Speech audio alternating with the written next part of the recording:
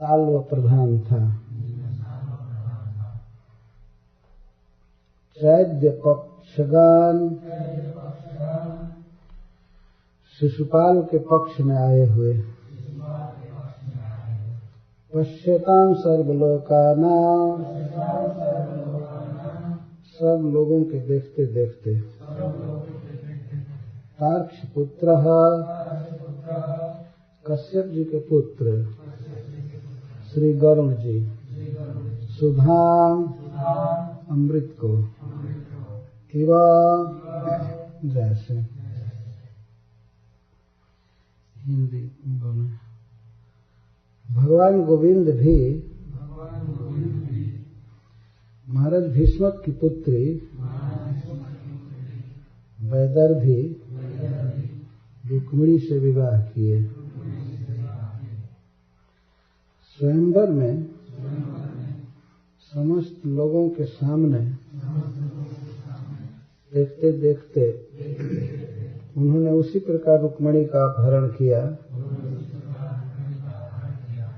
जैसे गरुड़ जी ने बलात् देवताओं के समाज से अमृत का हरण किया था। उस स्वयंवर में शिशुपाल के पक्ष से आए हुए साल्व आदि राजाओं को भगवान श्री कृष्ण ने बुरी तरह से परास्त कर दिया।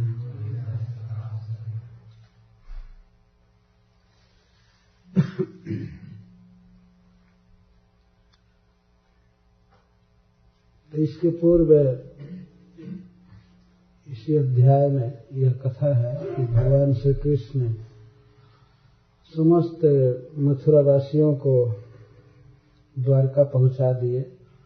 एक रात्रि में ही क्षण भर में भगवान के संकल्प से द्वारका नगर का निर्माण हो गया और सब लोग पहुंचा भी दिए गए योग माया द्वारा। और अंत में श्री कृष्ण और बलराम युद्ध छोड़ दिए। युद्ध में भयभीत होने की लीला की अभिनय किए। जरासंध के भय से भाग गए। भयभीत होने की लीला किए और एक पर्वत में प्रविष्ट हो गए। बाद में जरासंध ने उस पर्वत के चारों तरफ आग लगाया।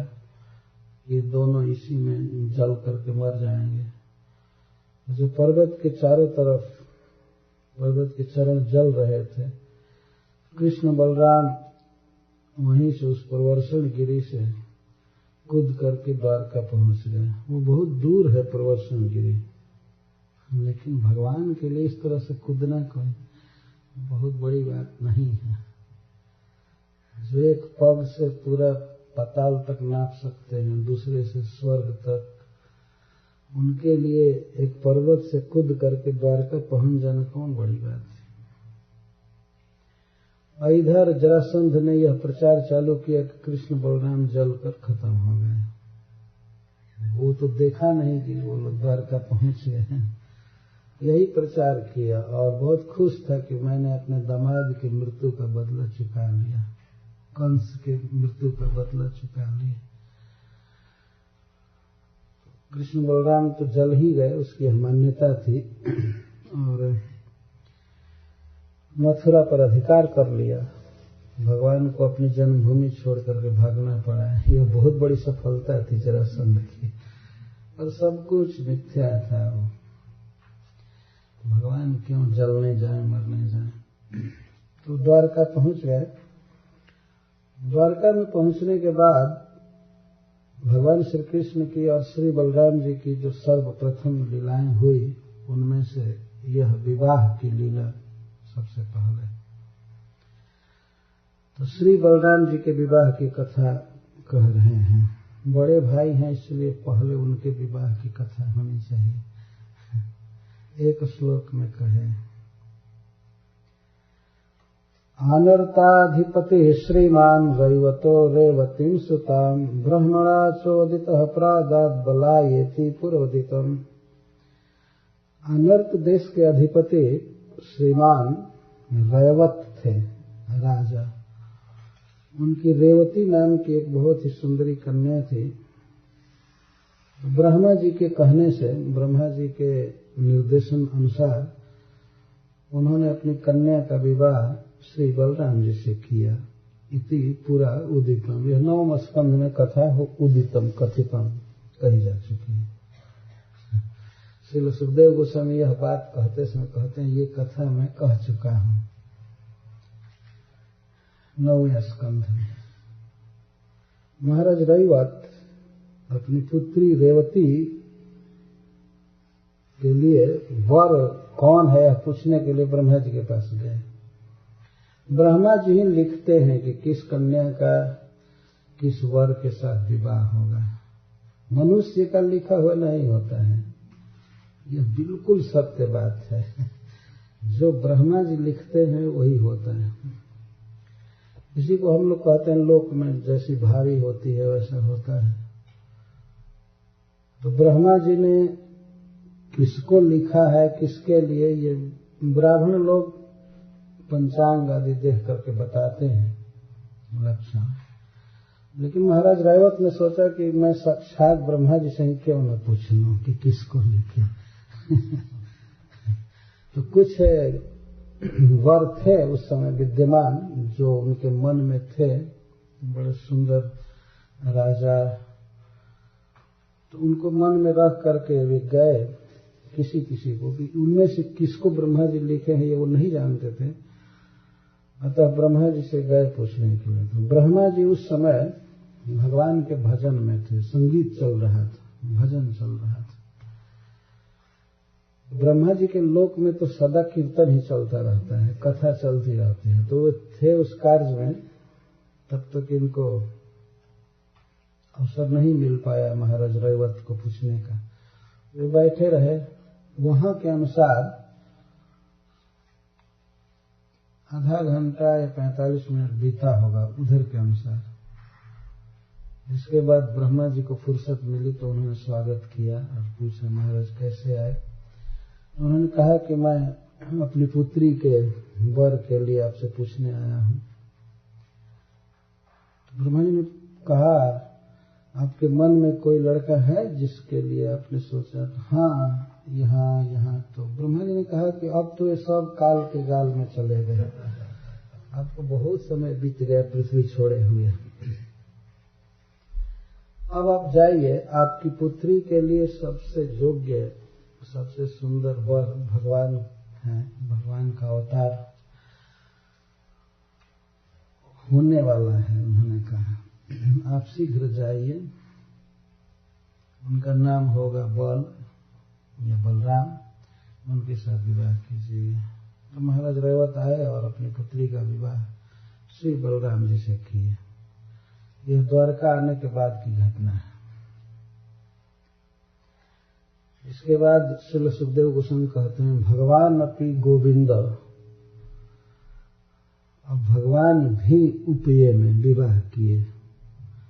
अपि शब्द इस बात को कह रहा है जैसे श्री बलराम जी ने विवाह किया उसी तरह से श्री भगवान ने विवाह किया। लेकिन अपि शब्द बहुत भारी विशेषता को व्यक्त कर रहा है। बलराम जी ने तो केवल 1-2 विवाह किया, लेकिन भगवान ने तो बहुत विवाह किया। श्री कृष्ण ने, भगवान श्री कृष्ण के विवाह की कथा कई अध्यायों में भागवत में दी गई है। और भगवान के बहुत से ऐसे विवाह हुए जिनमें बहुत बड़े बड़े युद्ध भी हुए, प्रायः सब में युद्ध हुआ। हम तो देखते हैं केवल एक कालिंदी को छोड़कर बाकी सब में कुछ न कुछ युद्ध हुआ है।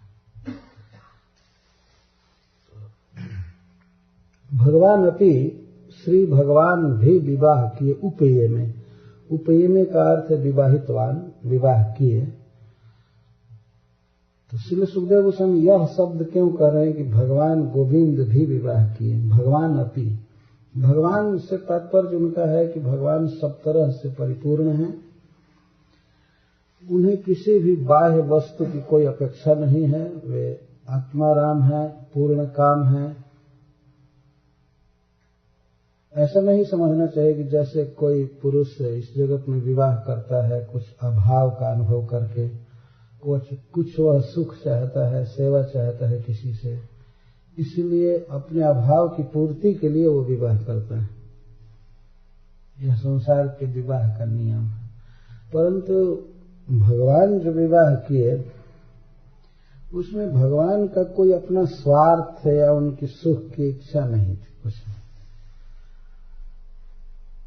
वो तो प्रेम को पोषण करने के लिए, पुष्ट करने के लिए भगवान ने विवाह किया। अपि शब्द अन्य समस्त लोगों से भगवान का पार्थक्य सूचित कर रहा है। किसी भी लीला में जो सब तरह से परिपूर्ण है, सब ऐश्वर्यों से परिपूर्ण है, वे प्रभु भी विवाह किए। तो अपनी ही नित्य प्रिया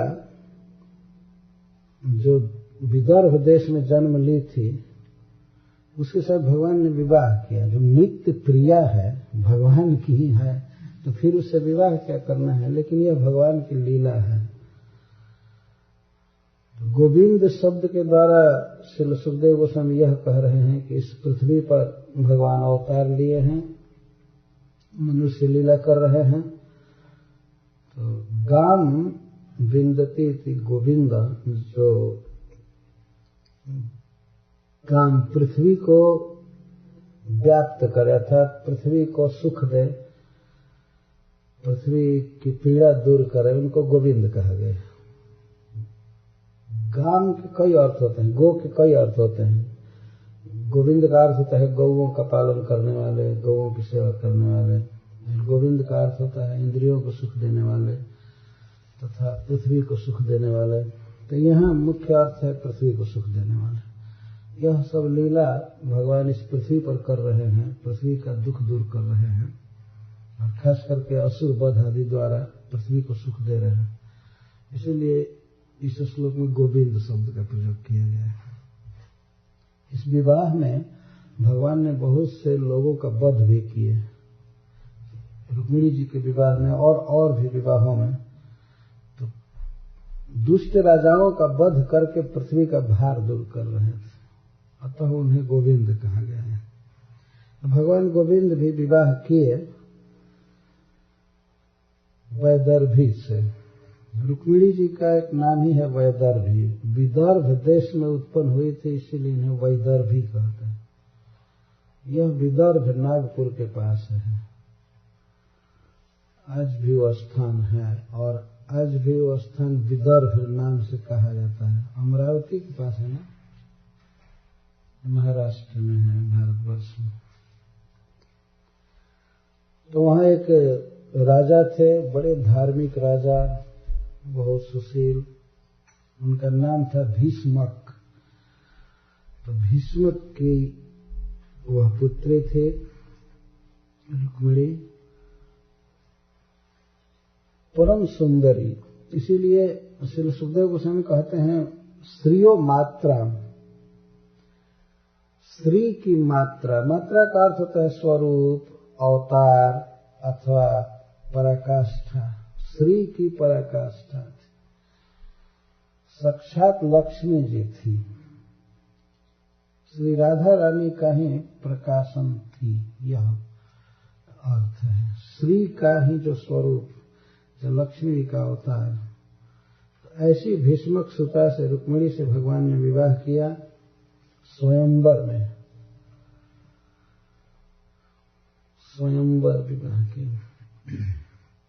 वास्तव में यदि स्वयंवर का अर्थ समझा जाए कई प्रकार से, तो यहां स्वयंवर नहीं रचा गया था रुक्मिणी के विवाह में, परंतु स्वयं वरे का यह अर्थ है कि श्री रुक्मिणी जी ने स्वयं ही श्री कृष्ण का वरण किया। यहां स्वयंवर का यह अर्थ है। स्वयंवर का अर्थ वही होता है कि कन्या स्वयं ही जहां पर वर का चुनाव करे उसको स्वयंवर कहते हैं। स्वयं ही वरण करे। कोई प्रतियोगिता होती है, कंपटीशन होता है बीच में।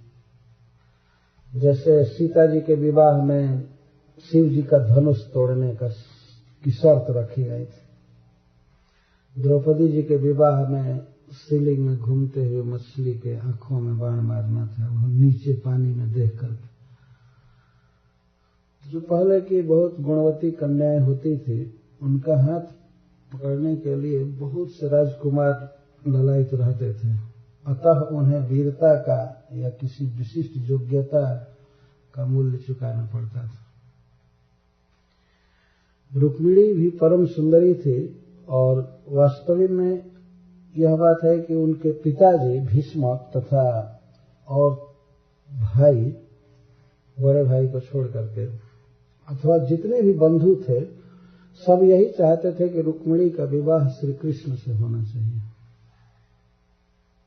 क्योंकि उस समय संसार में स्त्रियों में सबसे सुंदरी थी, सबसे गुणवती रुक्मिणी जी थी, और पुरुषों में तो पुरुषोत्तम थे ही, उसमें तो कोई विवाद की बात ही नहीं थी।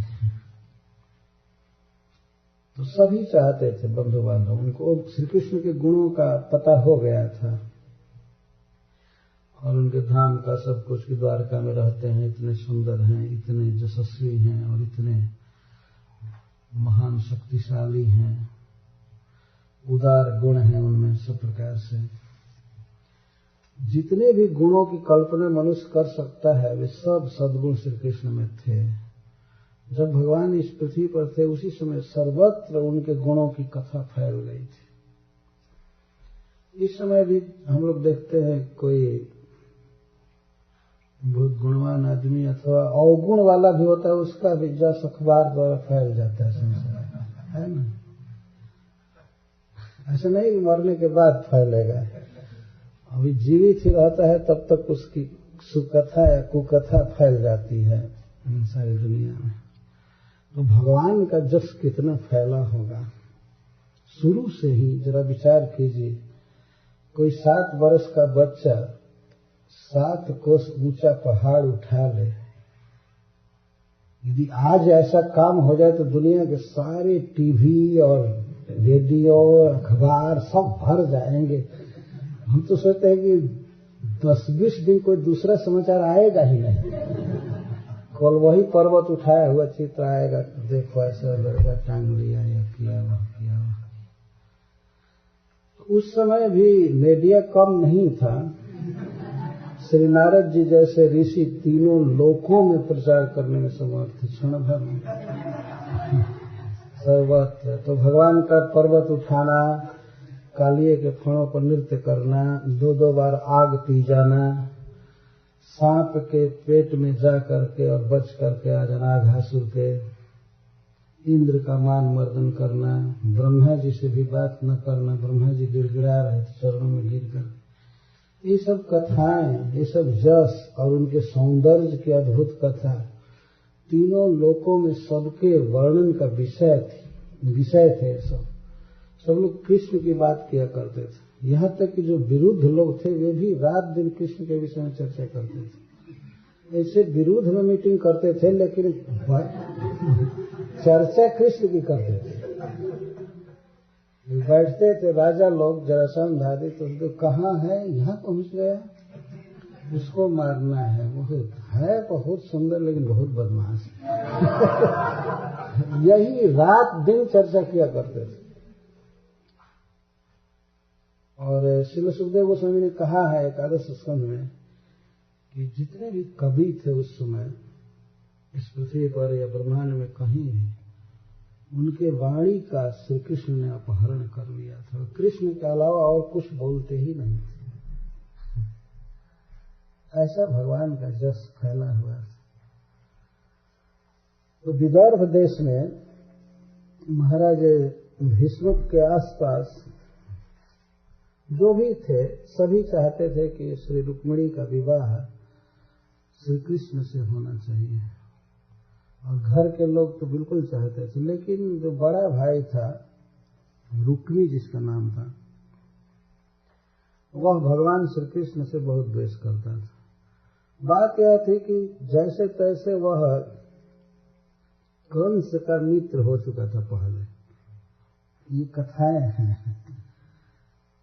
तो कंस का जब वध कर दिया भगवान ने, बस इसी कारण से वो श्री कृष्ण से बैर ठान लिया। ये लोग ये विचार नहीं करते थे कि कंस वास्तव में वध के योग्य था, बहुत पापी था, दुराचारी था। ये सब बातें वो मित्रता के आवेश में नहीं समझ पाते थे क्यों वध किया, बल्कि वे लोग निंदा करते थे कि इतना पापी आदमी है कृष्ण के अपने मामा तक का वध कर दिया, और मामा अपने भांजों का वध कर दिया है ये नहीं देखते थे। जन्म लेते ही कितने भांजों का वध किया था इसको वे लोग नहीं देखते थे। इस तरह से कृष्ण के प्रति वो बैर बांध लिया था। अतः कृष्ण से विरुद्ध जो लोग थे उस समय, जैसे जरासंध, इन सब के साथ वो हो गया था। इसलिए जरासंध ने कहा, जरासंध से पूछा कि मैं अपनी बहन का विवाह किससे करूं। जरासंध ने कहा कि इस पृथ्वी पर सबसे अच्छा व्यक्ति शिशुपाल है, क्योंकि शिशुपाल कट्टर दुश्मन था कृष्ण का। बस यही उसकी योग्यता है। वो तो जन्म जन्म से वैर भाव का पोषण होता आ रहा था, भगवान का पार्षद था। सनकादिक ने शाप दे दिया था, इस शाप के कारण अज्ञात रूप से ही भगवान के प्रति वैर भाव बना हुआ था।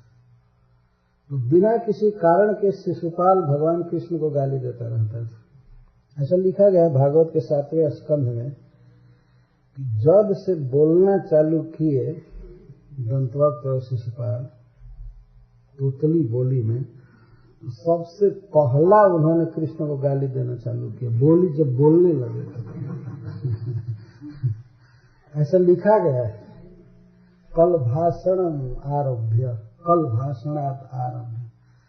कल भाषण बच्चे छोटे छोटे बोलते हैं जैसे पापा मम्मी करते हैं, तो वो तो थाला कृष्ण ये ऐसे ही कहना चालू किया होगा कुछ न कुछ।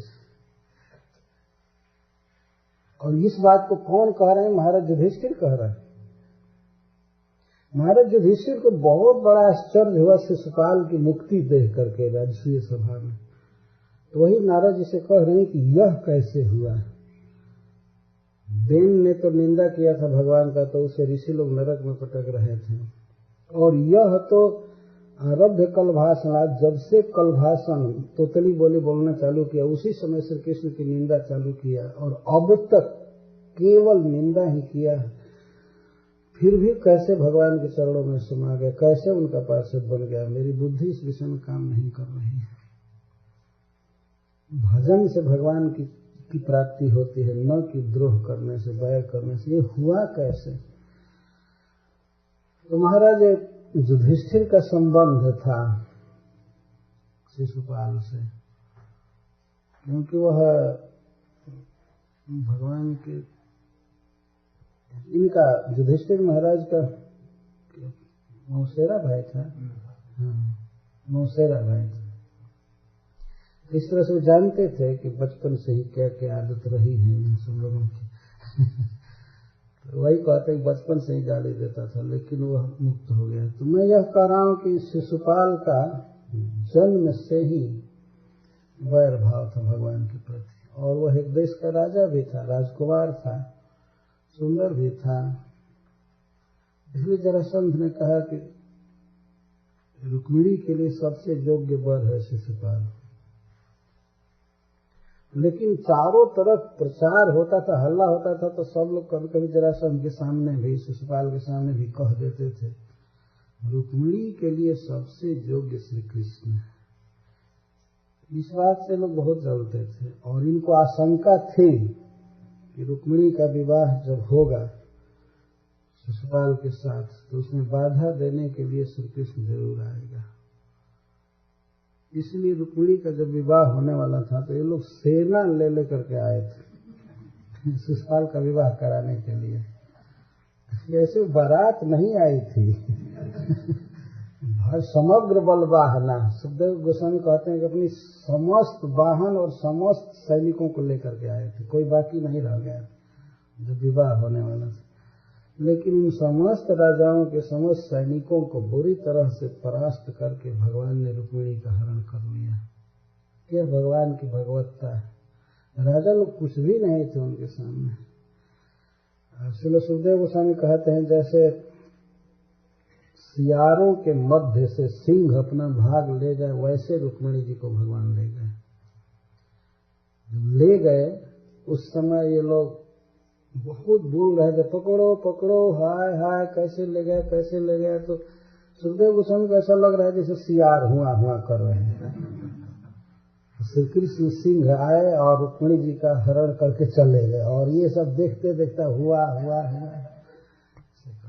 सिंह कभी अपना भाग ले जाता है तो बाद में सियार कुछ दूर पर हुआ हुआ करने लगते हैं, लेकिन निकट नहीं आ सकते। इतना बल है भगवान में। तो यहाँ पर श्रील सुखदेव गोस्वामी ये कह रहे हैं कि प्रमथ्य तरसा राज्य साल्वादीन चैद्य पक्षगान। चैद्य चेदी नरेश शिशुपाल के पक्ष में बहुत से राजा आए थे उस संवत सभा में, विवाह महोत्सव में। चैद्य पक्षगान, चैद्य के पक्ष में रहने वाले चेदी राज को चैद्य कहा गया। दमघोष नाम था चेदी देश के राजा का, तो उनका उत्तराधिकारी था शिशुपाल, इसलिए इसको चैद्य कहते हैं। इसके पक्ष में राजा लोग आए थे, तो उसमें साल्व नाम का एक राजा बहुत बलवान था, वह आया था। साल बहुत प्रसिद्ध राजा था, उसने भी द्वारका पर आक्रमण किया है। वह 2 अध्यायों में कथा दी गई। सालों, तो सालों को आदि कहा गया है यहाँ पर, साल्वादि। कहीं कहीं लिखा गया है मगधादि। जरासंध मुख्य था उस सेना, उस समाज में, लेकिन यहाँ पर सालों को क्यों पहले लिखा गया?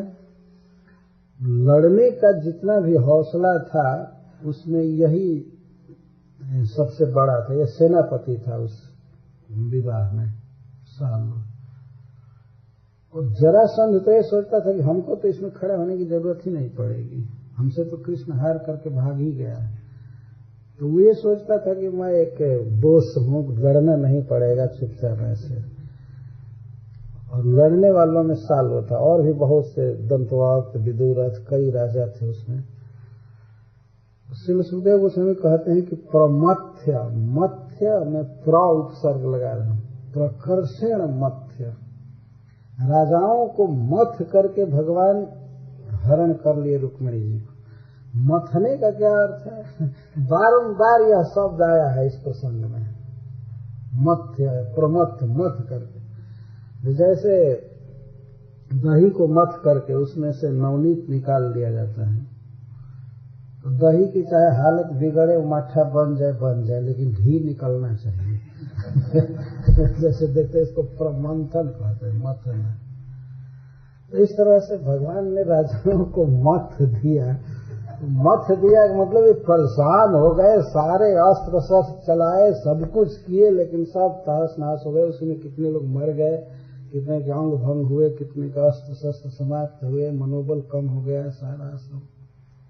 इस तरह से कोई शक्ति उठा करके रखे नहीं, बचाए नहीं, सबका प्रयोग किए, लेकिन सब कुछ भगवान ने ध्वस्त कर दिया। यह अर्थ है।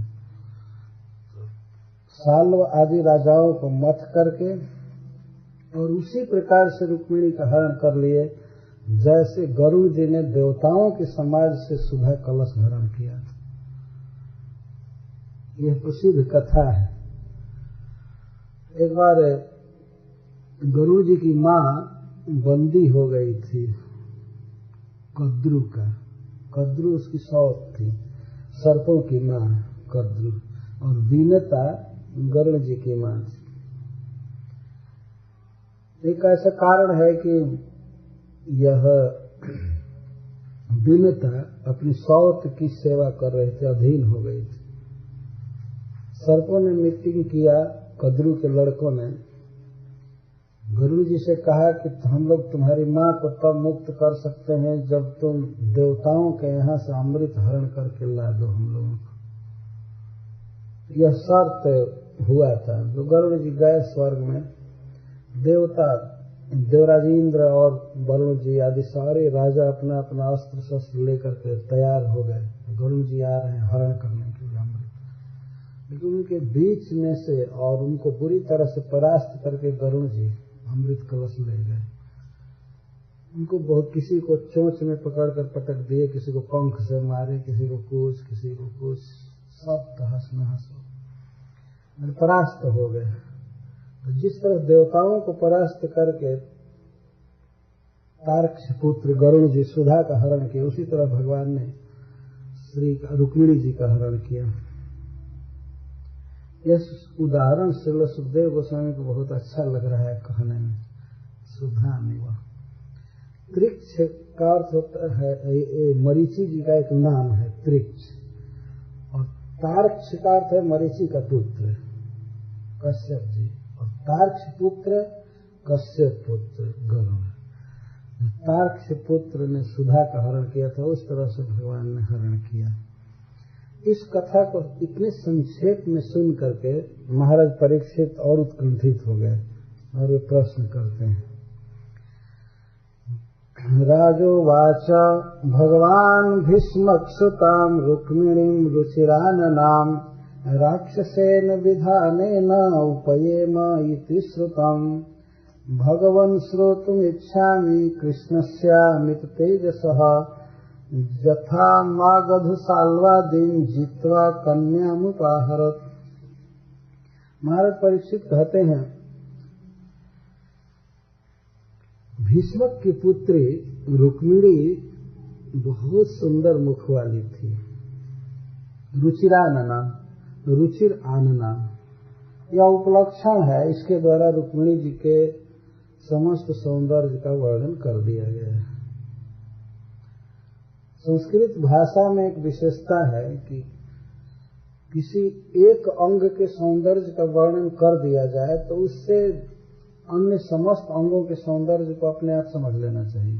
यदि कह दिया जाए, जैसे भगवान को कहते हैं कमल नयन, अरविंदाक्ष, भगवान की आंखें कमल के समान सुंदर हैं। केवल आंखें ही सुंदर हैं ऐसी बात नहीं है, उसके द्वारा समग्र सौंदर्य कह दिया गया, इसको उपलक्षण कहते हैं। तो रुचिराननाम, जिसका आनंद बहुत रुचिर, बहुत सुंदर, अर्थात परम सुंदरी थी रुक्मिणी।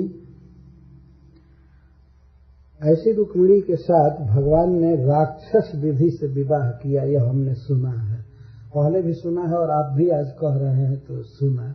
इति श्रुतम, इति श्रुतम का अभी सुना यह बात नहीं है, जो बहुत पहले सुन चुके हैं महाराज परीक्षित भगवान कृष्ण के विषय में, और अभी अभी सुखदेव गोस्वामी कह रहे हैं उनके जीवन के अंतिम दिनों में।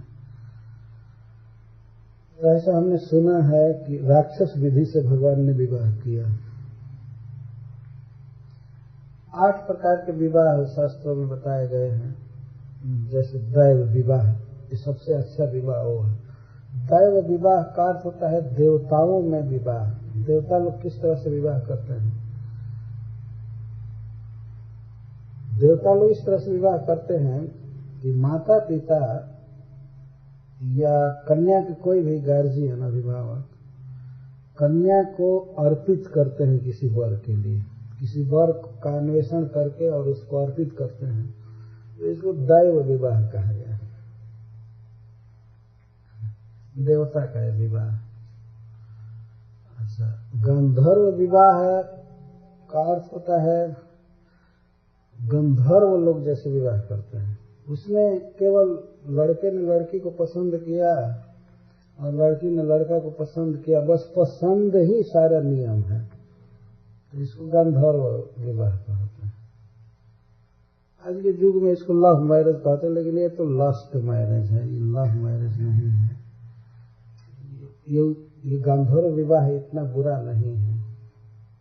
जैसे महाराज दुष्यंत ने शकुंतला के साथ गंधर्व विवाह किया, वो एक विधि है शास्त्रों के अनुसार। उस पसंद के पीछे बहुत बड़ा आधार होता है, बैकग्राउंड होता है। ऐसा नहीं कि कहीं किसी को कोई पसंद कर ले। जैसे महाराज दुष्यंत ने शकुंतला को पसंद किया तो उनके मन में यह बात आ रही थी, उन्हें शकुंतला अच्छी लग रही थी और ऐसा मन में आ रहा था कि यह मेरी पत्नी बनेगी। अपने आप ही सोचते हैं कि नहीं चेतः पौर्वाणाम धर्मे रमते क्वचित, निश्चित ही यह लड़की क्षत्रिय वंश की है, इसी से इसमें मेरा मन जा रहा है, नहीं तो नहीं जाता। उन्हें वो पसंद पड़ रही थी ब्राह्मण के आश्रम में, कर्ण मुनि के आश्रम में, तो स्वाभाविक रूप से ऐसा हो सकता था कि वो ब्राह्मणी हो, लेकिन महाराज दुष्यंत का मन उसमें जा रहा था, इसलिए उन्होंने कहा कि निश्चित ही यह क्षत्रिय कन्या है, अन्यथा पूर्ववंशियों का मन तो कभी अधर्म में जा ही नहीं सकता। मुझे अपने मन पर विश्वास है, यह क्षत्रिय है, इसीलिए मेरा मन इसमें जा रहा है। बाद में जब उन्होंने पूछा तो पता लगा कि वो विश्वामित्र की पुत्री है, वो क्षत्रिय है। गंधर्व विवाह इस तरह से था, देश काल नियम के अनुसार उन्होंने विवाह किया। तो और राक्षस विवाह का अर्थ होता है, यह भी विवाह की विधि है, जब वर बलात् हरण करता है कन्या का तो इसको राक्षस विधि कहते हैं। राक्षसों में ऐसे ही विवाह चलता है राक्षस विधि बलात् अपहरण करता है। लेकिन यह भी एक विवाह है जो जीवन भर टूटता नहीं है। हमने देखा बॉम्बे में अभी 2-3 साल पहले एक राक्षस विवाह, एक लड़का आया एक घर पर, पहले से उस लड़की से उसका प्रेम था, तो पुलिस लेकर के आया और लड़की के माता पिता नहीं थे घर पर, और लड़की का सारा सामान और उसको लेकर के अपने घर चला गया। बाद में वो लोग विवाह किए, उसके माता पिता हमसे बहुत दुख प्रकट कर रहे थे, ये ऐसा हो गया, ऐसा हो गया, ये हो गया। फिर मैं मिला उस लड़के से, तो मैं कहा ठीक है जो कुछ भी हुआ, लेकिन जीवन भर संबंध रखना, कभी छोड़ना मत।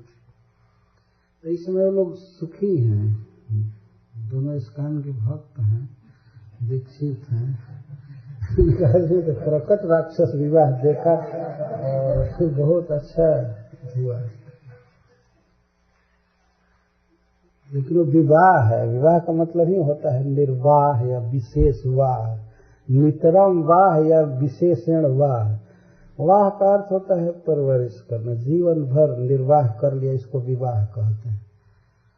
और आज किया 2 वर्ष के बाद छोड़ दिया तो निर्वाह हुआ ही नहीं, ये विवाह नहीं हुआ। इसमें जो विवाह शब्द है, आपने सुना होगा संस्कृत में, निर्वाह, प्रवाह, विवाह, इसका अर्थ ही होता है कि अब दोनों जीवन भर साथ देंगे, निभाएंगे, निर्वाह करेंगे, एक दूसरे का पालन पोषण करेंगे, एक दूसरे की गलती को सहते हुए साथ निभाएंगे। विवाह का यही मतलब होता है। तो ठीक है, कभी कभी ऐसी स्थिति होती है कि राक्षस विधि से विवाह होता है, लेकिन विवाह होना चाहिए, निर्वाह होना चाहिए जीवन भर। तो भगवान ने राक्षस विधि से विवाह किया। राक्षसों में ये विधि चलती है, और वैसी जरूरत थी। जब घर के लोग विरोध कर रहे थे, रुक्मी विरोध कर रहा था और उसके पक्ष में बहुत से राजा लोग आए थे, तो वहां तो राक्षस विधि से ही विवाह हो सकता था। तो भगवान ने ऐसा विवाह किया। महाराज परीक्षित कहते हैं ऐसा हमने सुना है, लेकिन उसी को मैं और विशेष रूप से सुनना चाहता हूँ और कह रहा इति श्रुतम, तो भगवान श्रोतुम इच्छामि कृष्ण श्यामित्ते जथा मागत साल्वादिन जित्वा कन्या मुपाहरत। हे भगवान, हे सर्वज्ञ श्री सुखदेव गोस्वामी, मैं उसी लीला को पुनः सुनना चाहता हूँ। वैसे भगवान का तेज अमित है, अनंत है। तो जिस प्रकार उन्होंने जरासंध, साल्व आदि राजाओं को जीत कर कन्या का अपहरण किया, यह हम सुनना चाहते, मैं सुनना चाहता हूँ। भगवान श्रोतु इच्छा में जरा विचार कीजिए, महाराज परीक्षित का जीवन अब केवल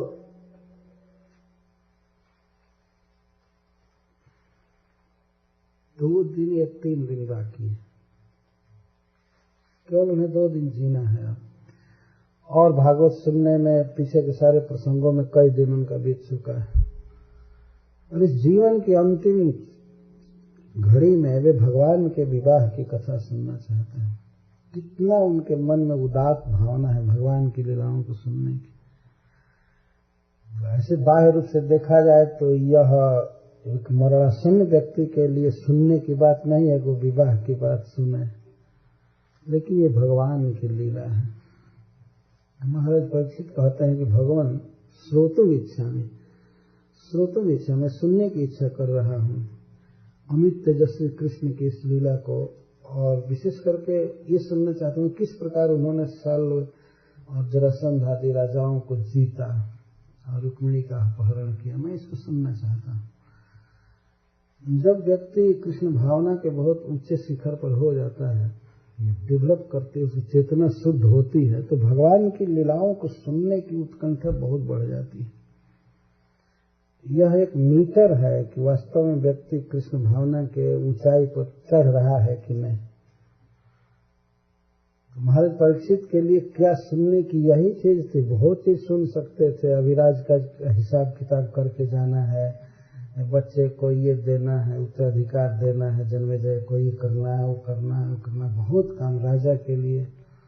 एक साधारण गृहस्थ के लिए कितना काम होता है, ये सौंपना वो सौंपना, और कहिए कि अरे भागवत भी होने वाला है, हाँ ये तो होगा ही, लेकिन ये जिम्मेवारी है, ये रिस्पॉन्सिबिलिटी है, ये करना वो करना, जरा इसको करें। वे कितने महान थे, कितना उनका चित्त निर्लिप्त था संसार से कि सुखदेव गोस्वामी से आग्रह करके इस कथा का व्यास कराना चाहते, विस्तार कराना चाहते। मैं सुनना चाहता हूँ, आप कृपया सुनाइए। तो सुखदेव गोस्वामी थोड़ी देर रुक कर महाराज परीक्षित पर देखने लगे, कितनी उत्कंठा है। तब कृष्ण कथा की विशेषता बता रहे हैं महाराज परीक्षित। ब्राह्मण कृष्ण कथा पुण्या माधवीर्लोक मलापहा कौन तृप्येत शृण्वानो सुतज्ञो नित्य नूतनः। हे ब्राह्मण, हे वेदज्ञ और हे कृष्ण भक्त, कृष्ण कथा पुण्या माधवी लोकमलापः। कृष्ण कथा की 3 विशेषता बता रहे हैं। कृष्ण कथा पुण्या, स्वयं परम पवित्र, स्वयं बिल्कुल शुद्ध। जैसे जीवों के कर्म होते हैं, जब जीवों के कर्म में अविद्या लिप्त रहती है, उस तरह से भगवान के किसी कर्म में लीला में अविद्या का नामो निशान नहीं है। इस जगत में जीव जो भी कर रहा है वो महामाया के दबाव में कर रहा है। उसका बोलना, चलना, हंसना, गाना, कुछ भी करना, ये सब अशुद्ध है वास्तव में। इसीलिए भक्ति विनोद ठाकुर ने कहा है कि ये माया पिशाची की गोद में जीव है। कतर निद्रा जावो माया पिशाची कोल, माया पिशाची के कोल में, गोद में जीव है। तो जो कुछ भी उसका कर्म है सब अशुद्ध माना जाता है। अगर उन कर्मों को कोई सुने या बोले तो वह आदमी स्वयं ही अशुद्ध हो जाएगा। लेकिन भगवान की जो कथाएं हैं, ब्राह्मण कृष्ण कथा पुण्य, स्वयं दिव्य है, निर्मल है, और सुनने और कहने वाला भी पवित्र हो जाता है। कृष्ण कथा इतना निर्मल, चूंकि वह चित्त शक्ति के द्वारा संपादित किया गया, भगवान की स्वरूप शक्ति के द्वारा, माया शक्ति के द्वारा कर्म नहीं होता है। देखने में भगवान को लायक वे युद्ध कर रहे हैं या विवाह कर रहे हैं या कोई कर्म कर रहे हैं, लेकिन भगवान की जो लीलाएं हैं वो उनका चिद विलास है, स्वरूप शक्ति का प्रकाशन है सब। जैसे सूर्य सहज प्रकाशमय है, उस तरह से भगवान सहज चिन्मय है, दिव्य है। तो उनकी लीलाएं भी सहज कृष्ण स्वरूप है, चिन्मय है, दिव्य है। इसको पुण्या कहा गया। जैसे सूर्य स्वयं प्रकाशमान वस्तु है और उसकी कृपा से दूसरों में देखने की शक्ति आ जाती है, उसी तरह से भगवान के कर्म, भगवान की लीलाएं दिव्य हैं, और वो तो अपने आप में दिव्य हैं ही। उनका कोई आश्रय ले, उन्हें कोई सुने, उन्हें कोई उच्चारण करे नाम आदि का, तो वह व्यक्ति भी प्रकृति के धरातल से ऊपर हो जाता है, मुक्त हो जाता है। इसको पुण्य कहते हैं। उसी प्रभाव का वर्णन फिर कर रहे हैं। सर्वलोक मलापह, सर्वलोक मलापह, समस्त जीवों के मल का अपहनन करने वाली। मल का अर्थ कर्म बंधन, अज्ञान, दुर्वासना, ये मल है। इसको डायरेक्ट मल कह रहे हैं महाराज परीक्षित। सर्वलोक मलापह, तो इस अविद्या का, दुर्वासना का हरण करने में ये समर्थ है। हम लोगों की चित्त की शुद्धि, चेतना की शुद्धि तभी होगी जब हम भगवान के कथाओं का श्रवण कीर्तन करेंगे। हरे कृष्णा कृष्णा कृष्णा हरे हरे, हरे राम राम राम। महाराज परीक्षित जैसे महाभागवत अपना रियलाइजेशन व्यक्त कर रहे हैं कि ब्रह्मन कृष्ण कथा पुण्य माधुरी लोक मलापह, समस्त लोगों के दुर्वासना पर्यंत विद्या का नाश करती है। कृष्ण कथा शुद्ध करती है। तो प्रायः ऐसा संसार में देखा जाता है कि कोई भीषण रोग का निवारण करने वाली कोई दवा होती है तो कड़वी होती है, ज्यादातर ऐसा है ना। लेकिन यह तो माधुरी, मधु से माधुरी बना हुआ, बहुत मधुर है। श्रवण काल में या वर्णन काल में या चिंतन काल में भी जीव आनंद में मग्न हो जाता है, जीव आनंद से मग्न हो जाता है। अपनी स्थिति को महाराज प्रकारांतर से व्यक्त कर रहे हैं कि मैं ऐसा अनुभव कर रहा हूं कि मैं मधु पी रहा, और दिव्य मधु, अद्भुत, बहुत मधुर है। एक तो स्वयं पवित्र है और परम मधुर है, और सबके मनोमल का नाश करने वाली, सबके। यहाँ सर्वलोक का अर्थ है वक्त्री श्रोत्री, सब जो भी कहेगा सुनेगा या अनुमोदन करेगा, चिंतन करेगा, उसका मनोमल नाश।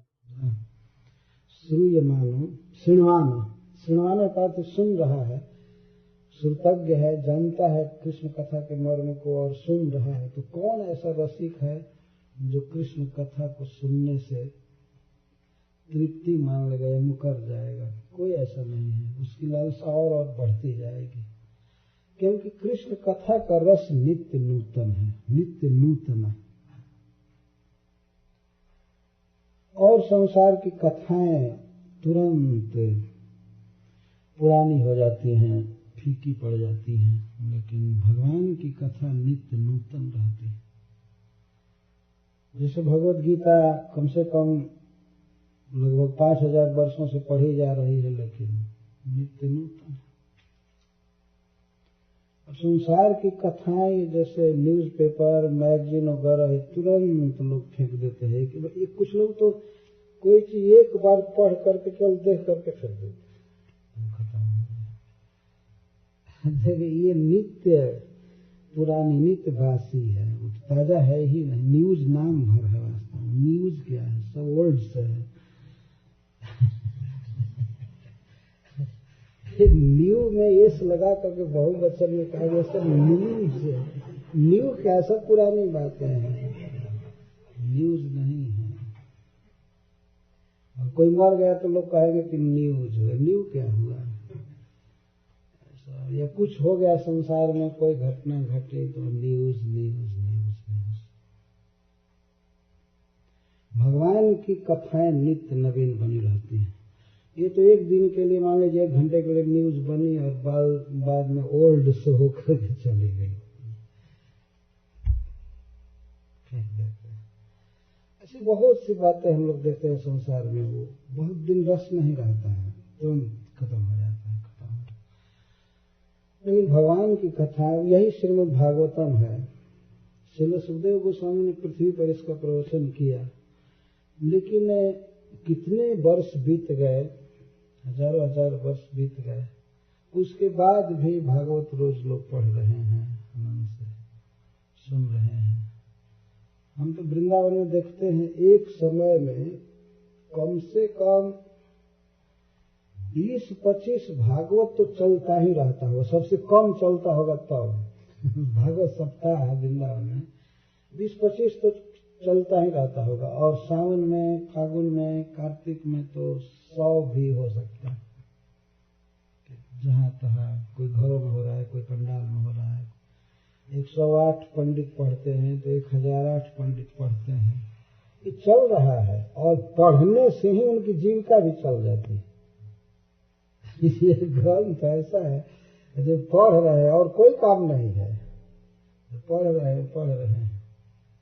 ये नित्य नूतन है। ये महामंत्र हम लोग वही मंत्र जप रहे हैं, अनादिकाल से सब जपा जा रहा है, रोज रोज जपते हैं, लेकिन नित्य नूतन है, ये कभी बासी नहीं होता है।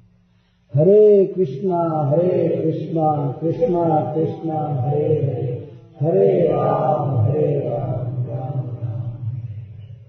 हमारे परीक्षित का यह अनुभव है कि कृष्ण कथा नित्य नूतन है, नित्य नवीन है। और कोई भी रसज्ञ व्यक्ति जो रस का रहस्य जानता है, कृष्ण कथा सुनने से कभी तृप्त नहीं हो सकता है, उसकी लालसा और बढ़ती जाती है। तो मेरी लालसा बढ़ रही है, इसलिए आप हमें यह कथा सुनाइए। तब श्रील सुखदेव गोस्वामी प्रारंभ कर रहे हैं। राजा सिद्ध भीष्म को नाम विदर्भाधिपतिर्महान, तस्य 5 भवन पुत्र कन्यैका च वरानना। विदर्भ देश में एक राजा हुए जिनका नाम था भीष्म। जो बहुत महान थे, गुणों में बहुत महान राजा थे। तस्य 5 पुत्र अभवन, उनके 5 पुत्र हुए। कन्या एका च वरानना, और एक कन्या हुई जो वरानना। श्री सुखदेव गोस्वामी भी वरानना कह रहे हैं, महाराज परीक्षित भी वरानना कह रहे हैं। वर आनना, बहुत सुंदर मुख है रुक्मिणी जी का, अर्थात तो परम सुंदरी है, भगवान की प्रेयसी हैं। तो उनके सौंदर्य का इस तरह से वर्णन किया जा रहा है, बहुत सुंदरी। उनकी कन्या हुई एक। 5 पुत्र, 5 पुत्र अभवन, और एका कन्या च अभवत। इस तरह लिंग व्यत्यय से अर्थ किया जाएगा। एक कन्या हुई। तो 5 पुत्रों का तो कोई विशेषण नहीं बताया, लेकिन कन्या का विशेषण बता रहे हैं, बहुत सुंदरी कन्या। तो उनके नाम बता रहे हैं। रुक्म्यग्रजो रुक्मरथो रुक्मबाहुरनन्तरः रुक्मकेशो रुक्माली रुक्मिणीसा स्वसा सती। अग्रजः रुक्मी, सबसे पहला पुत्र था अग्रजः, जो आगे जन्म लिया था। अग्रज रुक्मी, और अनंतरः यहाँ भी लाया जाएगा। इसके बाद रुक्मरथ, तीसरा हुआ रुक्मबाहु, चौथा रुक्मकेश, 5वां रुक्ममाली, और ऐसा इन सब की स्वसा बहन रुक्मिणी। इन 5 की जो बहन हुई वो रुक्मिणी। वो हुई सती। सती के 2 अर्थ हैं, एक तो परम वैष्णवी और दूसरा परम पतिव्रता। भगवान श्री कृष्ण के अतिरिक्त स्वप्न में भी इसने कभी भी किसी पुरुष का चिंतन नहीं किया है। बचपन से, प्रारंभ से ये सती हुई स्त्री। जिसने सत्य को पकड़ा था वो है सती। जो वैष्णवी को भी सती कहते हैं, जो विष्णु को, कृष्ण को अपने जीवन में सब कुछ समझे, वह भी एक बहुत बड़ी सती स्त्री है। और ऐसे पतिव्रता स्त्री के लिए सती शब्द का प्रयोग किया जाता है। यहाँ पर भी गुण वर्णन किए रुक्मिणी जी का। रूप में सबके नाम में लगा हुआ है, तो इसका कारण एक कथाकार बताते थे कि ये सब सोना की तरह गोरे थे। संस्कृत में रूप में सोना को भी कहते हैं, गोल्ड को कहते हैं। पीले पीले शरीर वाले थे, बहुत सुंदर, इस तरह से। तो सब में रुक्म शब्द लगा पड़ा। रुक्मी, रुक्मरथ, रुक्मबाहु, रुक्मकेश, रुक्माली और रुक्मिणी सब में रुक्म शब्द है। सोपसृत्य मुकुंदस्य रूपवीर्य गुणश्रियः गृहागतैर्गीयमानास्तं मेने सदृशं पतिम्। सा रुक्मिणी, वह रुक्मिणी भगवान श्री कृष्ण को ही अपने लिए योग्य पति मन में मांग ली। कृष्ण को कैसे जान गई वह? तो बताते हैं कि गृहागतैः गीयमाना, घर पर जो भी आते थे साधु महात्मा महाराज भीष्मक के यहाँ, कि वे लोग भगवान श्री कृष्ण के रूप, वीर, गुण और श्री का बखान करते रहते थे। 4 चीज भगवान की सुंदरता का गीत गाते थे राज दरबार में। देखिए, जैसा मैं पहले कहा कि भगवान कृष्ण का जस सर्वत्र फैल चुका था, तो श्री कृष्ण का जस है महाराज भीष्मक के राज दरबार में या अंतःपुर तक में गाया जा रहा था। तो रूप, वीर, और वीर का अर्थ है वीरता, पराक्रम। कितने बड़े वीर हैं, जैसे गोवर्धन धारण आदि, काली दमन या कंस का वध आदि, ये सब वीर। और गुण, गुण का अर्थ है दानशीलता, दयालुता, ये सब बहुत बड़े गुण माने गए। और श्री, श्री का अर्थ है वैभव, धन। तो जो घर पर आते थे गृहागतैः गीयमाना, गीयमाना इन चारों के लिए कहा गया। घर पर जो आते थे कवि या बड़े बड़े विद्वान साधु महात्मा जैसे नारद जी आदि, ये सब गाते ही रहते थे, गाते रहते, गीयमाना, सब श्री कृष्ण के रूप, जस, लीला, गुण आदि को गाते रहते थे। तो श्री कृष्ण के रूप, वीर, गुण, श्री को सुन करके रुक्मिणी ने तम मैंने सदृशम पति, अपने मन में उसने अपने लिए योग्य पति माना, मान ही लिया कि यही हमारे पति हैं। यद्यपि उसने देखा नहीं था श्री कृष्ण को, लेकिन सुन करके मान लिया। किनके रूप, वीर, गुण, श्री, मुकुंद के। मुकुंद शब्द अपने आप में ही बहुत महान है। जो मुक्ति को भी कुत्सित कर देने वाला प्रेम सुख दे, उसको मुकुंद कहते हैं। या जो मुक्त कर दे, सब प्रकार के दुख से श्री कृष्ण मुक्त कर देते हैं। यह भगवान का स्वभाव है, वे आनंदमय है। और कोई भी व्यक्ति किसी बंधन में है, दुख में है, तो श्री कृष्ण का चिंतन करने से, श्री कृष्ण का श्रवण करने से, श्री कृष्ण के विषय में बोलने से वह व्यक्ति तत्काल ही दुख से मुक्त हो जाता है। इसीलिए उनका एक नाम है मुकुंद। हरे कृष्णा कृष्णा कृष्णा हरे हरे, हरे राम राम राम। तो मुकुंद के रूप, वीर्य, गुण और श्री का वर्णन बारंबार होता रहता था महाराज भीष्मक के यहाँ। अतः उनके गुण, रूप, श्री को सुन करके रुक्मिणी ने मन में मान लिया कि यही हमारे पति है, मैं इन्हीं को अपना पति बनाऊंगी, जब भी बनाऊंगी। बहुत प्रारंभ में ही रुक्मिणी ने अपने मन में इस प्रकार की धारणा कर लिया। यहाँ पर बहुत सुंदर संदेश दिया जा रहा है कि सबकी दशा वास्तव में रुक्मिणी जैसी ही है। हम लोग भी भगवान को तो साक्षात देख नहीं रहे हैं, बात नहीं कर रहे हैं, देख नहीं रहे हैं, लेकिन सुन सकते हैं उनके विषय में। जिस प्रकार रुक्मिणी जी ने सुना, तो उस तरह से सुन करके कोई भी व्यक्ति अपने जीवन को न्यौछावर कर सकता है, अपने को समर्पित कर सकता है कृष्ण को। कभी कभी लोग पूछते थे श्रील प्रभुपाद जी से कि श्री कृष्ण कहते हैं कि सभी धर्मों को छोड़कर मेरी शरण में आ जाओ। तो उस समय तो भगवान डायरेक्ट थे रथ पर, तो कोई कुछ भी छोड़कर समर्पण कर सकता था। और अब वो कहाँ करे समर्पण, सब धर्म छोड़ करके कहाँ जाए, किसको समर्पण करे। बारंबार श्रील प्रभुपाद जी अपने लेक्चर में बताते हैं कि लोग ऐसा पूछा करते हैं कि अब हम कृष्ण को कहाँ समर्पण करें। तो वो बताते हैं कि समर्पण का अर्थ है कि कृष्ण जो कहने के लिए कह रहे हैं, करने के लिए कह रहे हैं, वो करो। यदि हम भगवान का नाम जप करते हैं, भगवान की पूजा करते हैं, भगवान की कथा सुनते हैं, भगवान के भक्तों की सेवा करते हैं, तो हम समर्पण कृष्ण को ही कर रहे हैं। इस तरह से समर्पण किया जाता है। और श्री कृष्ण को मान लिए कि हमारे प्रभु हैं, हमारे त्राता हैं, हमारे स्वामी हैं, सुहृद हैं, सब कुछ श्री कृष्ण है। इस तरह से मान करके मन ही मन समर्पण प्रारंभ किया जाता है।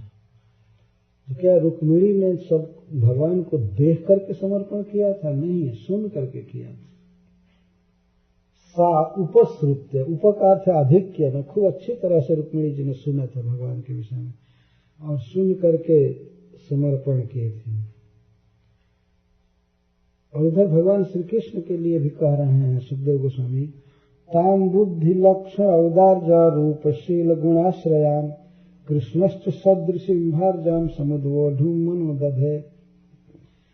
जैसे रुक्मिणी ने अपने मन में मान लिया कि श्री कृष्ण ही हमारे पति हैं, तो भगवान श्री कृष्ण भी रुक्मिणी के बुद्धि और स्त्री जनोचित लक्षण, उदारता, सौंदर्य, शील, गुण आदि को सुन करके मान लिया कि रुक्मिणी मेरी पत्नी है। भगवान ने भी मन में विवाह करने का संकल्प कर लिया। इसके द्वारा यह नहीं समझना चाहिए कि अब घर घर में रुक्मिणी की भी कथा फैली हुई थी। ये राजाओं में कुछ लोग चर्चा करते थे, भीष्मक की पुत्री ऐसी है, तो भगवान ने भी सुना।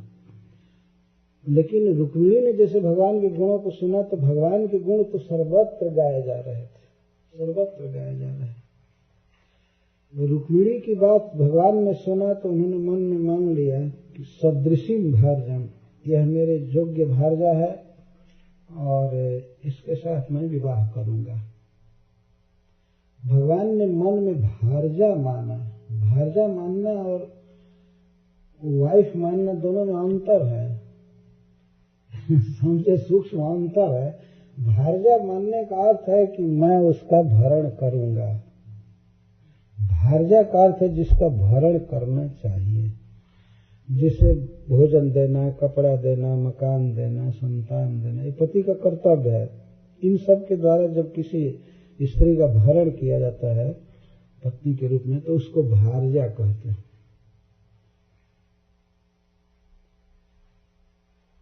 तो इधर तो कभी कभी ऐसा होता है कि पत्नी ही भरण करती है पति के। ये सब तो जो भी हो, तो देश काल के अनुसार ऐसा हो करना पड़ता है। लेकिन जनरल यही आइडिया है कि पति भरण करता है और पत्नी का भरण किया जाता है, इसलिए उसको भार्या कहते हैं। तो भगवान ने मन में मान लिया कि मैं उसका भरण करूंगा।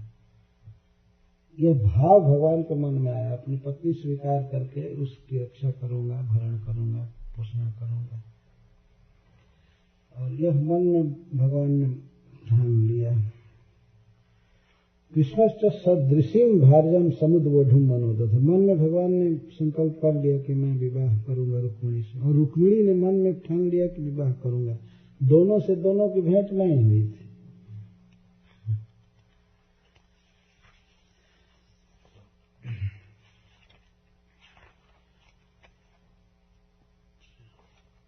बंधूनामिच्छतां दातुं कृष्णाय भगिनीं नृपं ततो निवार्य कृष्ण द्वेष रुक्मी चैद्यम मन्यत।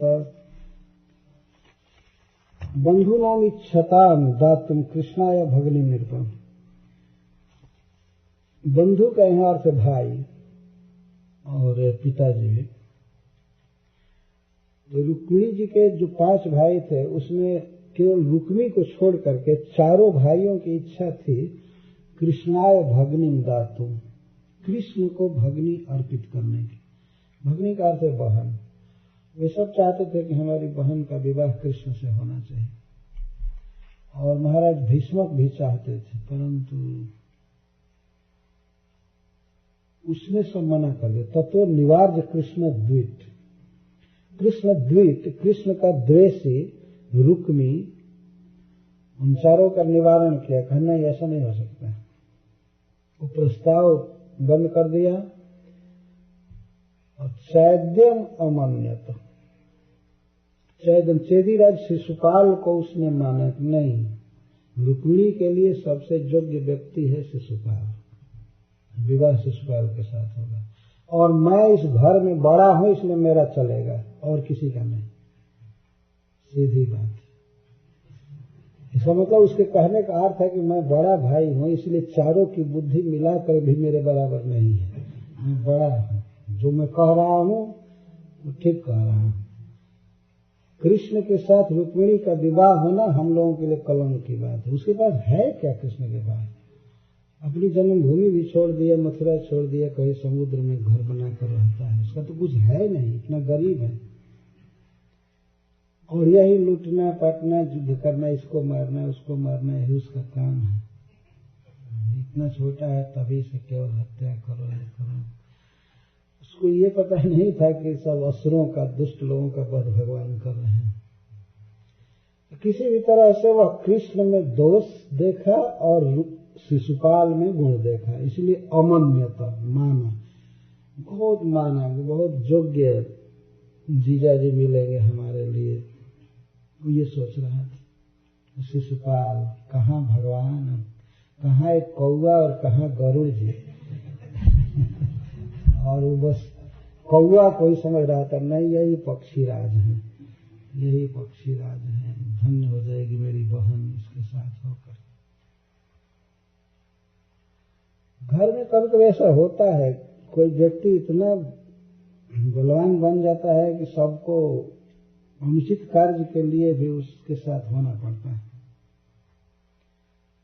चारों का निर्णय बिल्कुल सही था कि कृष्ण के साथ विवाह होना चाहिए। रुक्मिणी जी ने मान ही लिया था कृष्ण को ही अपना पति, यहाँ तक कि रुक्मिणी जी से पूछा भी गया था।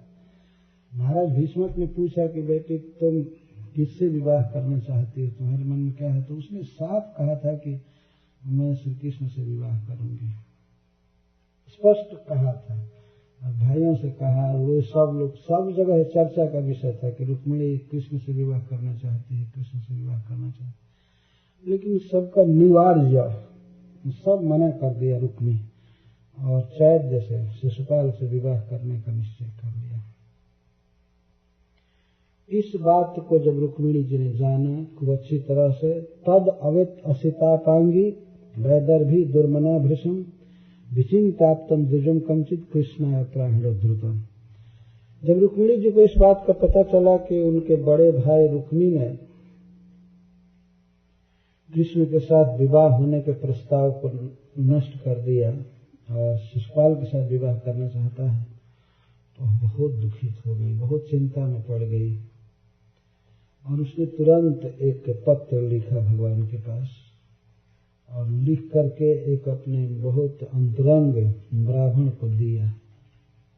आप्तम, आप्तम का अर्थ है जो बहुत सुशील और सदाचारी और बहुत निकटतम ब्राह्मण थे, तो उनको उनके हाथ में रुक्मिणी ने पत्र दिया और कृष्णाय प्राहिणोत, कृष्ण के पास भेज दिया कि ले जाओ पत्र। वह पत्र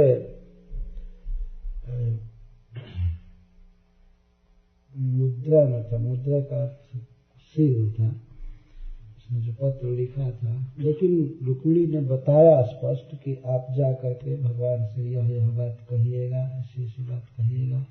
जो पत्र में लिखा था उसने कुछ बाहर भी कहा कि यह बात कहिएगा, इसलिए आप्तम ब्राह्मणम द्विजम लिखा गया है, बहुत निकट, बहुत अंतरंग संबंधी ब्राह्मण को भेजा। द्वारकाम समभ्यत प्रतिहारैः प्रवेशितः। तो ये ब्राह्मण बहुत जल्दी जल्दी गए द्वारका। यहाँ द्रुतम शब्द आया पहले कि रुक्मिणी जी ने उनको बहुत जल्दी जाने के लिए कहा। जो भी व्यवस्था किया हो, उस समय क्या व्यवस्था होगी, पैदल ही गए होंगे जो भी हो जल्दी से जल्दी भेज जाए। तो वे गए, द्वारका पहुंचे। इसके बाद द्वारपालों के द्वारा वे भीतर प्रवेश कराए गए ब्राह्मण। उस समय ब्राह्मणों के लिए कहीं अंतःपुर में भी प्रवेश वर्जित नहीं था। उस समय का समाज ऐसा था और ब्राह्मण इतने शुद्ध चरित्र वाले होते थे और लोगों के हितैषी, वो कहीं भी आ जा सकते थे। उन ब्राह्मण ने पहले कहा होगा कि मैं द्वारकाधीश के पास आया हूँ, श्री कृष्ण से मिलना चाहता हूँ, बहुत जरूरी कार्य है। तो द्वारपाल पहले गए भगवान के पास, पूछे और इसके बाद आज्ञा है, ठीक है आने दीजिए। तो प्रतिहारे प्रवेशित, द्वारपालों ने प्रवेश कराया। तो वहां जाकर के अपश्यद आद्यम पुरुषम आसीनम कांचन आसन, उस ब्राह्मण ने देखा भगवान को कि भगवान एक कांचन आसन है, सोने के सिंहासन पर बैठे हुए हैं, बैठे हैं। कोई विशेष कार्य में व्यग्र भगवान नहीं थे, बैठे थे। कांचन आसन, सोने के आसन पर। ब्राह्मण जब देखे भगवान को तो उनके मन में क्या आया, आदिम पुरुषम, यही आदि पुरुष जिन्होंने संपूर्ण विश्व को उत्पन्न किया है, जो भगवान है, वे अवतार लेकर के आए। पहले से ही वो सब ब्राह्मण जानते थे भगवान के विषय में। तो आदि पुरुष भगवान को सोने के सिंहासन पर बैठा हुआ ब्राह्मण ने देखा। आदि पुरुष जो जगत के मूल कारण है, सनातन पुरुष। जब ब्राह्मण ने भगवान को देखा, जब भगवान ने ब्राह्मण को देखा तो क्या किया, दृष्ट्वा ब्रह्मण देवस्तम अवरुह्य निजासनात् उद्देश्यार्हे आंचक्रे आत्मानं यथात्मानं दिवौकसः। भगवान ब्रह्मण देव हैं, ब्राह्मणों के पुजारी हैं। भगवान ब्राह्मणों का बहुत आदर करते हैं। तो वे उस ब्राह्मण को देख करके निजासनात्, अपने आसन से खड़े हो गए। यह सम्मान है, इसको अभ्युत्थान कहा जाता है संस्कृत में। किसी श्रेष्ठ पुरुष को देखकर आसन छोड़ देना चाहिए, यह स्वागत का एक पहला नियम है, उपचार। अभ्युत्थान इसको संस्कृत में कहा गया है, अभ्युत्थान। और इसके बाद कुछ आगे बढ़ना, इसको उपव्रज्य कहते हैं, आगे बढ़ना कुछ स्वागत के लिए।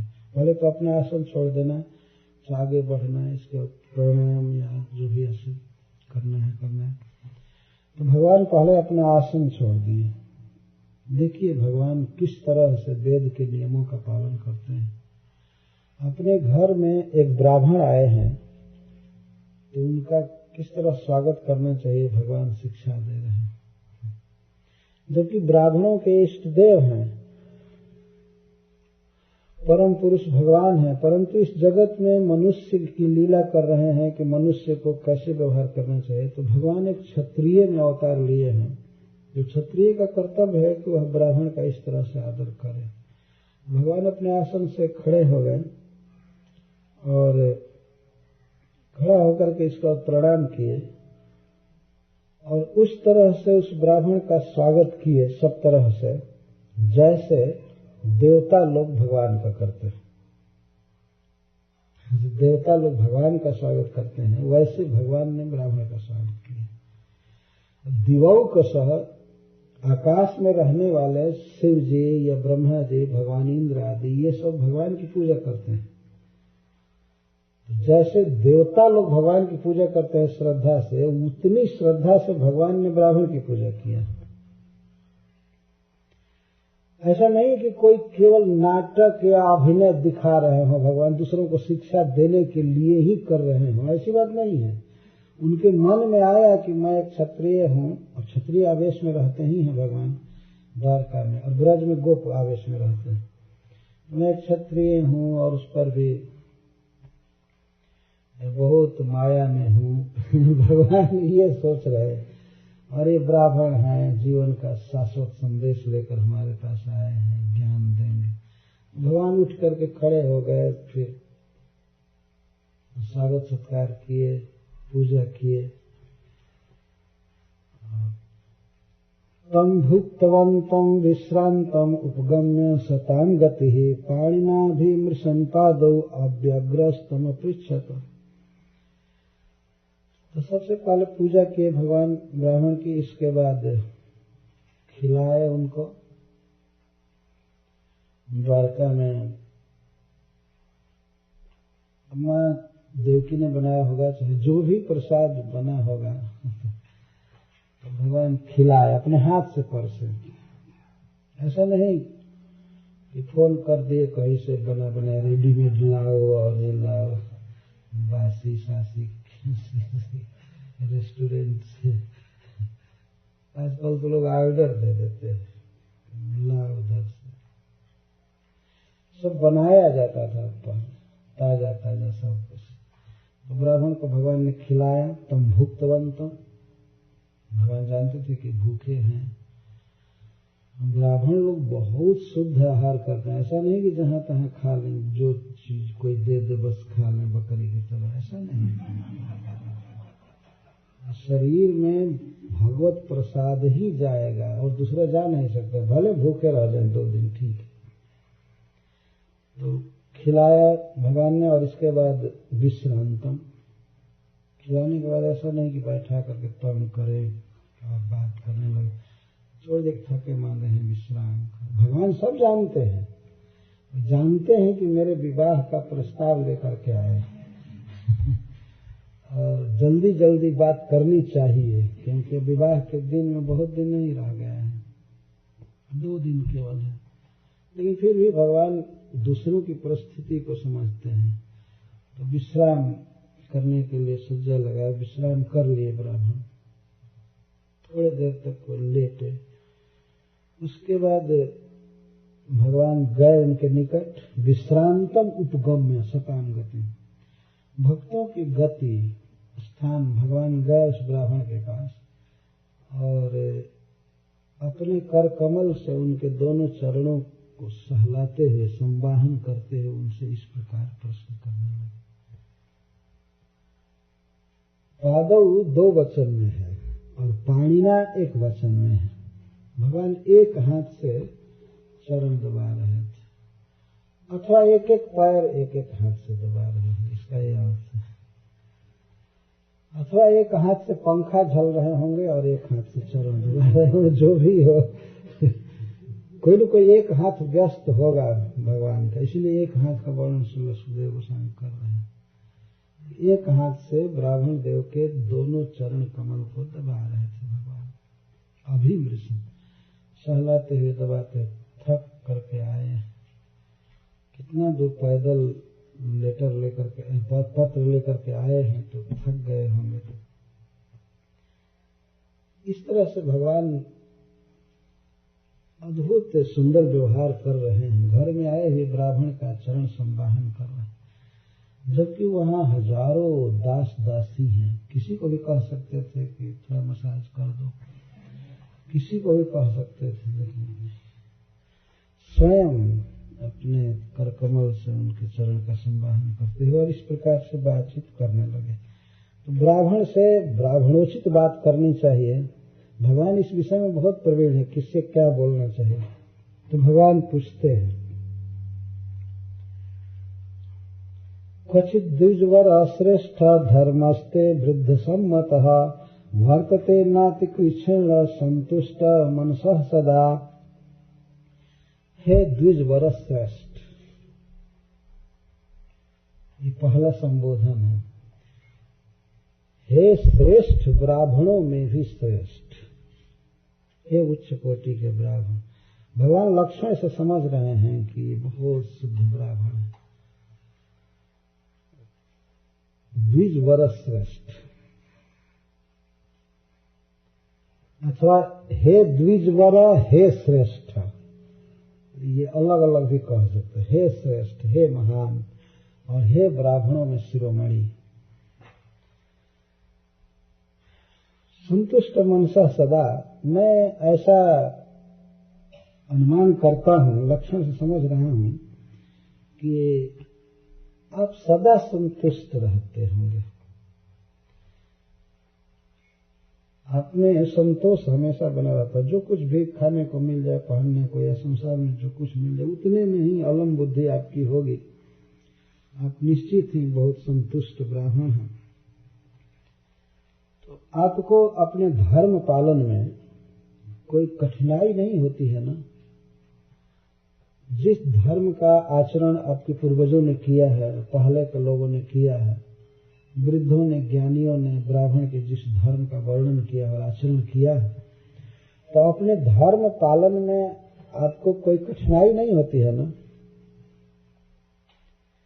इतना तो भगवान समझ रहे हैं कि धर्म पालन करते हैं। धर्म का अर्थ है ब्राह्मण के नियम पालन करते हैं, लेकिन नियम पालन करने में कोई कठिनाई तो नहीं होती है ना। कृष्ण कठिनाई के साथ धर्म का पालन तो नहीं होता है ना। कोई कठिनाई होती है क्या, ये भगवान समाचार पूछ रहे हैं। और यह इसलिए कि उनके कठिनाई को दूर करने के लिए। कोई भी व्यक्ति, चाहे ब्राह्मण हो, क्षत्रिय हो, वैश्य हो, शूद्र हो, उसका जो धर्म है उसके पालन में सहायता करता है राजा। भगवान अंततः राजा पर ही पूछेंगे कि आपके राज्य में राजा आप लोगों को धर्म पालन में सहायता करता है ना। कोई कठिनाई तो आपको नहीं है ना। और ब्राह्मण का सबसे बड़ा गुण भगवान जो वर्णन कर रहे हैं वह है संतुष्ट मन सा। जिस ब्राह्मण में संतोष है, जो कुछ भी मिल गया उसी में उसकी अलम बुद्धि है, तो वो बहुत बड़ा ब्राह्मण है, बहुत गुण है वास्तव। तो संतुष्ट मन से अपने धर्मों का पालन आप कर लेते हैं ना, कोई कठिनाई तो नहीं होती है। ब्राह्मण का धर्म मतलब वेद पढ़ना, पढ़ाना, यज्ञ करना, कराना, दान देना, दान लेना, ऐसा मुख्य कर्म है, धर्म है ब्राह्मण। तो इसमें कोई कठिनाई नहीं होती है ना। कितना सुंदर समाचार पूछ रहे हैं भगवान एक ब्राह्मण से।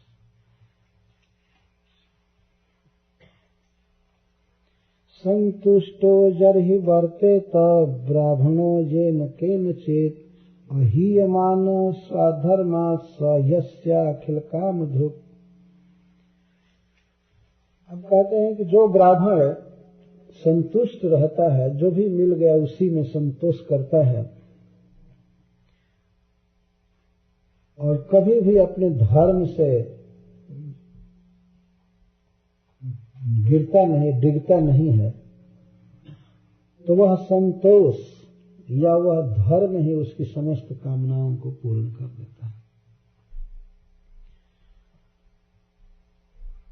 धर्म का आचरण यदि किया जाए अपने कर्तव्य का, जो वेदों में वर्णित है, तो वह कर्तव्य का पालन ही व्यक्ति की समस्त कामनाओं को पूर्ण कर देता है। आगे जो कुछ भी उसकी इच्छा होगी पूरी हो जाती है, चाहे स्वर्ग अपवर्ग जो कुछ मिलना होता है। तो भगवान बहुत सुंदर वाक्य बोल रहे हैं कि जो ब्राह्मण संतोष करता है, जेन केनचित्, जेन केनचित् का अर्थ है कि प्रारब्ध के अनुसार जो कर्म में लिखा हुआ है, जो जगत की व्यवस्था है ईश्वर की, तो कुछ खाने के लिए, कुछ पहनने के लिए, रहने के लिए मिलेगा ही। और इसमें यदि कोई संतुष्ट होता है तो, और अपने धर्म से गिरता नहीं है, तो उस ब्राह्मण की सारी कामनाएं पूर्ण हो जाती हैं। ब्राह्मण के विषय में संतोष की भूरी भूरी प्रशंसा है। जो कुछ खाने को मिल जाए तो उसमें संतोष करे, या नहीं कि जो नहीं मिला है उसके लिए हाय हाय करे, ये नहीं मिला, ये नहीं बना, वो नहीं बना। जो सामने है वो तो खाया जाए। कुछ लोगों का स्वभाव होता है, जो सामने आया उसमें संतोष नहीं करते हैं। पहनने को कुछ मिला तो सोचते नहीं ये ठीक नहीं है, खाने को मिला, घर मिला हुआ है, तो जिस घर में रह रहे हैं उसमें संतोष नहीं है, दूसरे लोगों के घर को देख करके हाय हाय करते हैं, वो मिल जाता है, ये हो जाता है। तो और दूसरे लोग तो वैसे अभी भले ये बात सोचे, लेकिन ब्राह्मण को इस विषय में संतोष होना चाहिए। संतुष्ट रह करके भगवत भजन करना चाहिए, ये मतलब। और बेटर मेटेरियल फैसिलिटी के लिए कोशिश करना मतलब उसे धर्म से बिगाड़ देगा, नष्ट कर देगा। जितना है उसी में वो करे। भगवत भजन में धर्म में टिके रहना चाहिए। इसमें स्वधर्माद और हीय मान का अर्थ है कि डिग जाना, ऐसा नहीं होता है। जिस ब्राह्मण जो धर्म नहीं छोड़ता है, अपने कर्तव्य को कर रहा है, जैसे भगवत भजन आदि कर्तव्य है, नाम जप, भगवान की पूजा वगैरह, इसको धर्म कहेंगे। हरे कृष्णा कृष्णा कृष्णा हरे हरे, हरे राम धर्म पालन में संतोष का बहुत बड़ा महत्व है। तो भगवान कहते हैं कि वह संतोष ही उस व्यक्ति की कामना को पूरा कर देता है, सब कुछ। और असंतुष्टो लोकान नाप्नोत्यपि सुरेश्वरः अकिंचनोपि संतुष्ट शेते सर्वांग विज्वरः। और यदि कोई व्यक्ति भले इंद्र हो जाए, स्वर्ग का राजा हो जाए, लेकिन यदि वह असंतुष्ट है तो स्वर्ग का राजा होते हुए भी वह चक्कर काटता रहेगा, उसको सपने में सुख नहीं प्राप्त होगा। स्वर्ग मिला हुआ है लेकिन और असंतोष बढ़ गया है कि हमको ब्रह्मा का लोक मिलना चाहिए या ये होना चाहिए, वो होना चाहिए। तो जो मिला हुआ है वो जो मिली हुई है वस्तुएं उसको सुख नहीं दे पाएंगी, क्योंकि वह और दूसरे वस्तु की कामना कर रहे हैं। तो भगवान कहते हैं सुरेश्वर अपि, देवताओं का ईश्वर इंद्र भी यदि असंतुष्ट है तो असकृत लोकन आपनोति, निरंतर इस आदमी के पास से दूसरे के पास, तीसरे के पास ये चाहिए वो चाहिए करता रहेगा, उसको सपने में भी सुख नहीं मिलेगा। और अकिंचनोपि संतुष्ट, और इंद्र के ठीक विपरीत कोई अकिंचन है, किसी के पास कुछ नहीं है, परंतु यदि संतुष्ट है तो शेते सर्वांग विज्वर, उस सब प्रकार के ज्वर से शून्य होकर के, चिंता से शून्य होकर के सोता है आराम से, यदि संतुष्ट है। भले उसके पास कुछ नहीं है लेकिन संतोष है तो वो आराम से रहेगा, सुख से रहेगा। और सब कुछ भरा पड़ा है और असंतोष है तो मरता रहेगा, जलता रहेगा। एक ब्राह्मण के साथ भगवान ब्राह्मणों के धर्म पर डिस्कशन कर रहे हैं। जब तक व्यक्ति संतुष्ट नहीं होगा, वास्तव में वो भगवान का भजन कर ही नहीं सकता है। ये सिद्धांत है। असंतोष मन में बना हुआ है तो जिस वस्तु के लिए असंतोष है उसी वस्तु के प्राप्ति के लिए वो काम करेगा, मनोरथ करता रहेगा। तो भगवत भक्ति का मनोरथ तो उत्पन्न हो ही नहीं पाएगा हृदय में। और वस्तुओं से संतोष करके तब भगवान का भजन होता है। भगवान यही बात बता रहे हैं। बहुत वस्तुओं के संग्रह से धर्म में रुचि होगी या भजन में रुचि होगी, यह बात नहीं है। तो भगवान कह रहे हैं कि इंद्र भी यदि असंतुष्ट है तो वो सुख से नहीं रह सकता, और अकिंचन भी है जिसके पास कुछ नहीं है लेकिन संतोष है तो वह आनंद के साथ सोता है। सर्वांग विज्वर, विज्वर का अर्थ विगत ज्वर, ज्वर का अर्थ संताप, चिंता। उसे कहीं भी शरीर में, मन में, बुद्धि में कहीं भी चिंता नहीं रहेगी, वह सुख से सोता है यदि संतोष है तो। ऐसा संतोष है तो रेलवे प्लेटफार्म पर भी सो जाएगा कि पुलिस को जगाना पड़ता है कि हटो हटो हटो। और नहीं संतोष नहीं है तो एसी रूम में भी आदमी जलता रहता है। यह नहीं हुआ, बाहर सब ठंडा छाया हुआ है और भीतर आग लगी हुई है चिंता की, देखा जाता है। और ऐसी बात नहीं है कि केवल ब्राह्मणों के लिए ही ये संतोष सिखाया जा रहा है। वास्तव में उतना ही मिलेगा जितना लिखा है ललाट में, तो जितना मिले उतने में अपने को धन्य समझना चाहिए कि कृष्ण की यही व्यवस्था है, ठीक है, कोई बात नहीं। और अधिक की लालसा से मिल नहीं पाती है वस्तु, केवल जलन मात्र शेष होती है। यदि लालसा करने से, हाय करने से वस्तु मिल जाती तो चलो एक अच्छा था कि भाई प्रयास किया है किया तो मिल गई। मिला भी नहीं और जलन हुआ तो एक अलग हुआ। इसे तो अच्छा है कि इच्छा ही ना की जाए। इच्छा ही न की जाए।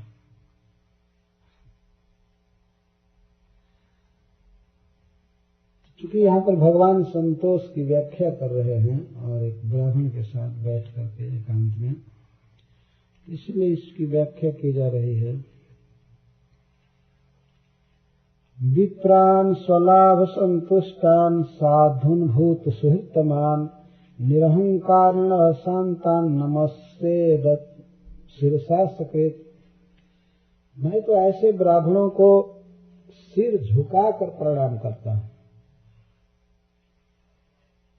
ऐसे कैसे ब्राह्मणों को भगवान गुण वर्णन कर रहे हैं। मैं ब्राह्मणों को शिरसा नमस्ते, सिर से नमस्कार करता हूँ। सिर से नमस्कार का मतलब यह नहीं कि केवल हाथ जोड़ करके बोल दिया कुछ नमस्ते या नमस्कारोमि। सिर झुकाकर प्रणाम करता हूँ अथवा उनके चरणों पर मस्तक रखकर प्रणाम करता हूँ। कैसे ब्राह्मणों को? स्वलाभ संतुष्टान, विप्रान स्वलाभ संतुष्टान। जो विप्र वेदों के विद्वान हैं और स्वलाभ संतुष्टान, स्वलाभ का अर्थ होता है अपने आप जो कुछ मिल जाए उसी में संतुष्ट रहे। स्वलाभ संतुष्टान का अर्थ है अपने आत्मा के लाभ से संतुष्ट नहीं। स्वलाभ का अर्थ है, स्व का अर्थ होता है हमारे प्रयत्न के बिना ही कोई चीज मिल जाए उसको स्वलाभ कहते हैं, उसी में जो संतुष्ट रहते हैं। ऐसे ब्राह्मणों को मैं सिर से प्रणाम करता हूँ। और कथम भूतन विप्रान साधुन, साधुन का अर्थ है मधुर स्वभाव वाले सज्जन चरित्रवान ब्राह्मण, और भूत सुहृतमान जो सभी जीवों के हितैषी होते हैं, सभी जीवों का हित करना चाहते हैं, भगवत भक्ति का प्रचार करते हैं, सबको सुख देते हैं। तो ऐसे ब्राह्मणों को मैं सिर से प्रणाम करता हूँ। अच्छा, ऐसा गुण होते हुए भी निरहंकारिण, जिनमें अहंकार छू तक नहीं सकता है, जिनको यह अहंकार नहीं होता है कि मैं ऊंचे कुल का हूँ, मैं धनी हूँ, मैं पढ़ा लिखा ब्राह्मण हूँ, ये हूँ वो हूँ, मैं पूज्य हूँ, इस प्रकार का अहंकार जिनको नहीं होता है, ऐसे ब्राह्मणों को मैं सिर से प्रणाम करता हूँ। शांतान, और जो शांत रहते हैं, विषय वासना शून्य रहते हैं, अथवा कम से कम इसका अर्थ होगा कि जो क्रोध नहीं करते, शांत रहते हैं। जो ब्राह्मण कभी क्रोध नहीं करते हैं और जिन्हें भोगों की लालसा नहीं होती है, ऐसे ब्राह्मणों को मैं निरंतर सिर से प्रणाम करता हूँ। और सकृत बारंबार, ऐसा नहीं कि एक बार प्रणाम कर लिया फिर बाद में नहीं, मैं रोज रोज प्रणाम करता हूँ ऐसे ब्राह्मणों को। ये भगवान बोल रहे हैं। स्वलाभ संतुष्टान साधुन भूत सुहृतमान निरहंकारिण शांतान विप्रान असकृत शिरसा नमस्ते, मैं निरंतर प्रणाम करता रहता हूँ। अब भगवान डायरेक्ट कुशल मंगल पूछ रहे हैं। कचिद्वा कुशलम ब्रह्मन् राजतो जस्य ही प्रजा सुखम बसंति विषये पाल्यमाना समे प्रियः। हे ब्राह्मण, आप लोग जिस राजा के राज्य में हैं, जो राजा आप लोगों का पालन करता है, उस राजा के राज्य में आप लोग सुख से रहते हैं ना? आप लोगों का कुशल है ना? राजा के द्वारा तो कोई कष्ट तो नहीं होता है। भगवान इस जगत में जब अवतार लेते हैं क्षत्रिय वंश में, तो वे राजाओं को ठीक करते हैं। ये पूछ रहे हैं कि राजा ठीक व्यवहार करता है ना? यदि नहीं करता होगा तो उसको ठीक किया जाएगा। आप लोगों का कुशल है ना? सरकार तो कोई दुख नहीं देती है ना? राजा के द्वारा यह व्यवस्था है कि आप अपने धर्म का पालन कर सकें सही सही। ये बहुत जरूरी है। राजा जब अनुकूल रहे, वैष्णव रहे, तब वो जनता को भगवत भजन की सुविधा दे सकता है। तो कचिद वह कुशलम ब्रह्मन् राजतः जस्य ही प्रजा, राजा से आप लोगों का कुशल है ना? 1/6 छठा ही भजन कर रहे हैं और दान यज्ञ तप जो कुछ भी, वो सारा सबका यदि राजा के रक्षा के कारण सब भजन हो रहा है तो राजा को 6ठा हिस्सा मिलेगा। कितना बड़ा होगा उसका पुण्य। और यदि राजा के कारण प्रजा पाप करती है, राजा रक्षा नहीं कर पाता है, प्रजा दुराचार करती है, तो प्रजा का 6ठा हिस्सा राजा को भोगना पड़ेगा। तो कितना काल तक उस नरक में रहना पड़ेगा। तो सबका कर्म फल भोगते भोगते तो एक एक आदमी का ही इतना कर्म फल होता है कि लाखों बरस नरक में रहेगा। तो एक एक आदमी का यदि मान लीजिए 15,000 काट लिया जाए वर्ष से या लाखों लाख, तो राजा को का तो कभी निस्तार ही नहीं। जास राज प्रिय प्रजा दुखारी, सोन नृप अवश्य नरक अधिकारी। राजा, जिस राजा के राज में प्रजा दुखी रहती है वो तो निश्चित नरक में गिरता है। तो भगवान यह कह रहे हैं कि जो राजा अपने राज्य में प्रजा का पालन ठीक से करता है, धर्म पालन की सुविधा देता है, जिलाता है, खिलाता है अच्छा से, तो वह राजा मुझे बहुत प्रिय है। इतना तक तो सामान्य रूप से भगवान ने पूछा। अब डायरेक्ट उनके विषय में व्यक्तिगत पूछ रहे हैं।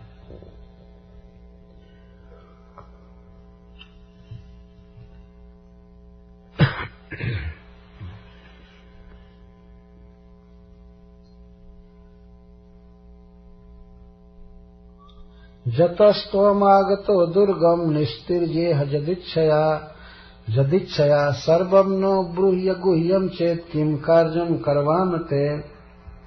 भगवान ने कहा कि हे ब्राह्मण, मैं इसे जान गया कि आप बहुत दूर से आए हैं, आप थके मांदे हैं, तो इतने इतने देशों को पार करके और दुर्ग को, कठिनाइयों को, पर्वतों को पार करके जो आप यहाँ आए हैं, जिस इच्छा से आप आए हैं कृपया आप अपनी इच्छा बताइए। जो भी आपके मन में है, जो आपका प्रयोजन है यहाँ आने का, आप यदि गुह्यम न चेत, यदि छिपाने लायक बात नहीं है, गोपनीय नहीं है, तो आप हमसे सब बात कहिए और बताइए मैं आपकी क्या सेवा करूं, मैं आपके लिए क्या करूं। आप अवश्य कोई मनोरथ लेकर के इतने दूर से आए हुए हैं। भगवान को बहुत उत्सुकता है यह बात जानने की, और स्वाभाविक एक सुशील व्यक्ति का भगवान कर्म कर रहे हैं, लीला कर रहे हैं। स्वाभाविक पूछते, आप इतने दूर से आए हैं तो जरूर आपका कोई मनोरथ होगा, आपका कोई कार्य है, मैं क्या करूं, आपकी से क्या सेवा करूं। किम कार्यम करवामते, आपका क्या करने लायक कार्य है, मैं क्या करूं, कृपया बताइए।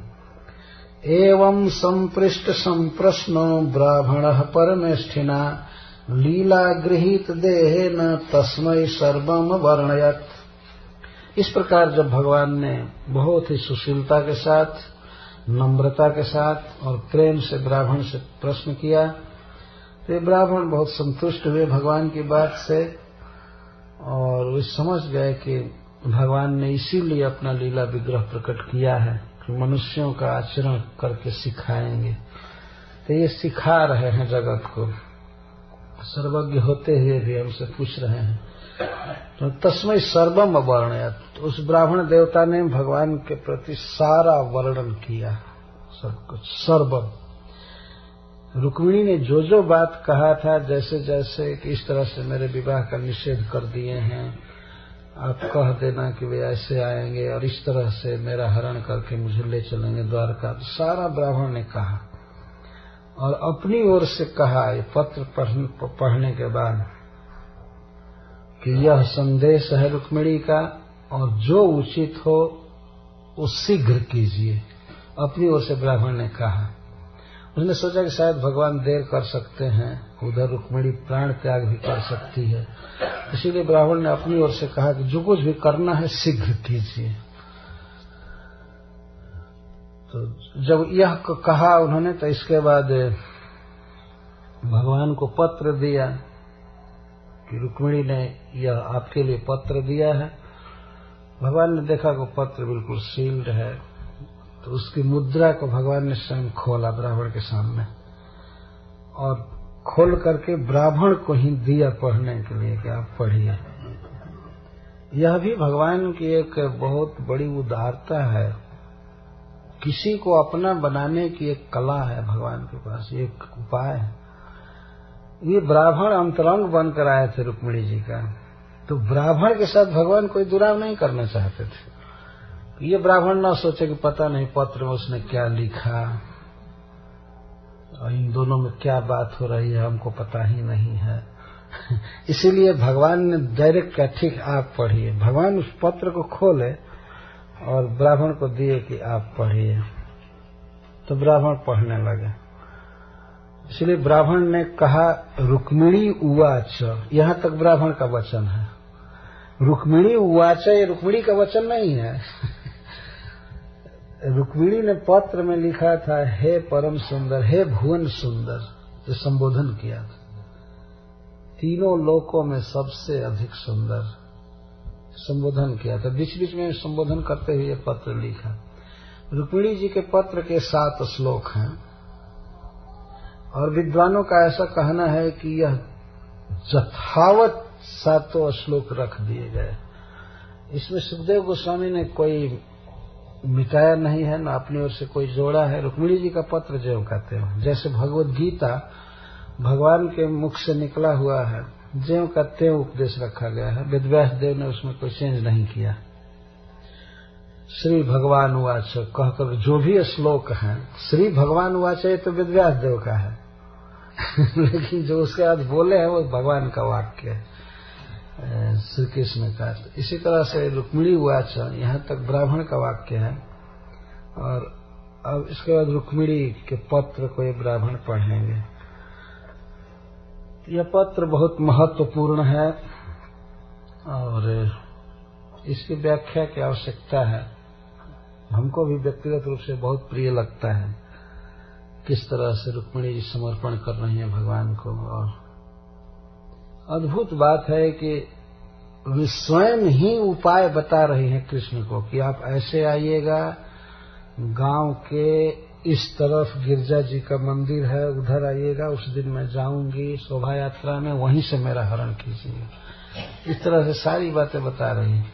उनको चिंता है कि यदि मैं घर में रहूंगी और घर में यदि जादव आक्रमण करेंगे तो हमारे बंधु बांधव या और लोग